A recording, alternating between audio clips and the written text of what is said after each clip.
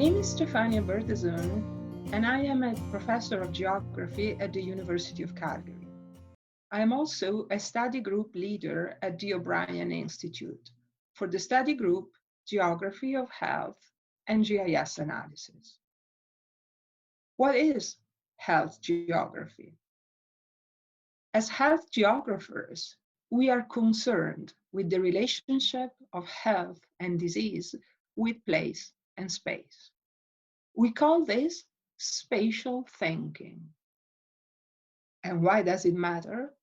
Because it can give us important clues to understand disease, especially diseases that spread through space. Let me give you an example. London, 1850s, a terrible cholera outbreak.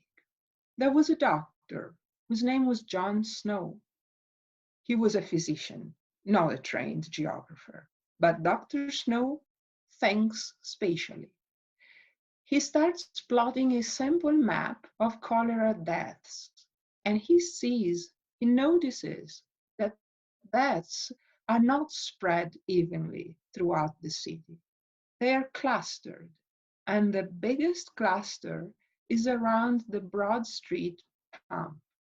So he sees a connection, a local association between a disease hotspot and an environmental factor, the water.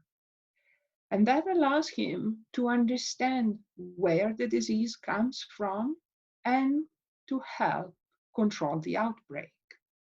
So this is spatial thinking, asking where to understand what, how, and even why.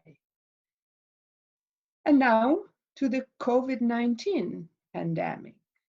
My team and I are thinking spatially about this pandemic. We all see maps every day, everywhere, and we all know that the outbreak, the disease, the outcomes are not the same everywhere. They vary across space and across places. But we don't know why. Not yet. And that is why my team and I are studying these spatial patterns.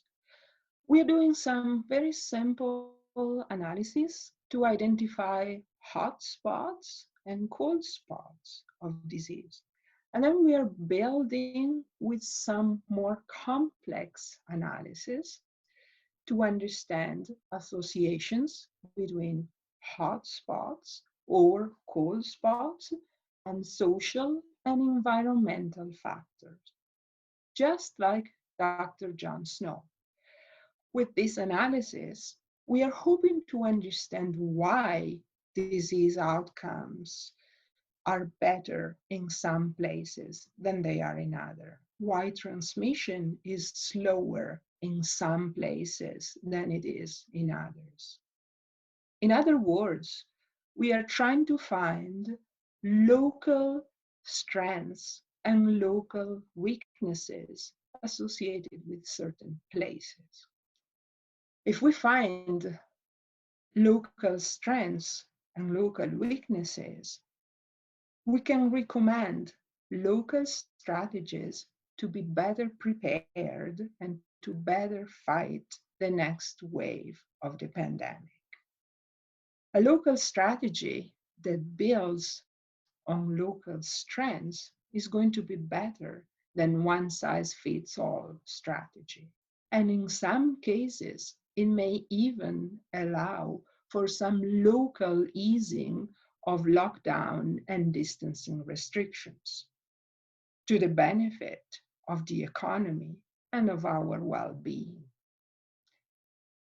Stay safe and think spatially.